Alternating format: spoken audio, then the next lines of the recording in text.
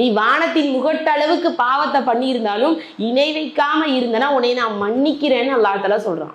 குல் யா இபாதி அல்லதீன அஸ்ரஃபு லா தக்னது மின் ரஹ்மத்தில்லா. தனக்குத்தானே வரம்பு மீறி நீ பாவத்தையே பண்ணாலும் அல்லாஹ்வினுடைய ரஹ்மத்துல இருந்து நீ நம்பிக்கை இழக்காதன்னு சொல்றான். அப்ப அந்த அல்லாஹ் இடத்துல நான் எவ்வளவு மனசார மன்னிப்பு கேட்கணும், நான் செஞ்ச பாவத்தை நினைக்கணும்.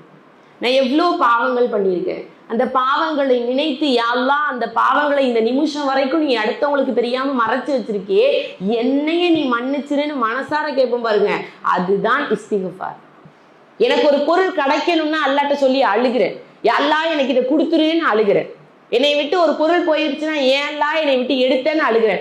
ஒரு நாளாவது நான் எவ்வளோ பாவத்தை பண்ணியிருக்கேன், இந்த பாவத்தை நாளை மறுமையில நீ விசாரிச்சனா என்னோட நிலைமை என்னன்ட்டு யாராவது ஒரு சொட்டு கண்ணீரை விட்டுருப்போமா? இல்ல. அல்லாஹ்ட்ட மன்னிப்பை கேட்காம வேற யார்கிட்டமா போய் கேட்க போறோம்? அவனை தவிர வேறு யாரால நம்முடைய பாவங்களை மன்னிக்க முடியும்? அல்லாஹ்வை தவிர வேற யாராலும் நம்முடைய பாவங்களை மன்னிக்க முடியாது. அவனை விட்டா நமக்கு வேற வழியும் கிடையாது. எவ்வளோ முடியுதோ அவ்வளோ இஸ்திக்ஃபாரை அல்லாஹ் இடத்துல நாம செஞ்ச பாவங்களை நினைத்து வருந்தி கேட்கக்கூடியவங்களாக இருக்கணும்.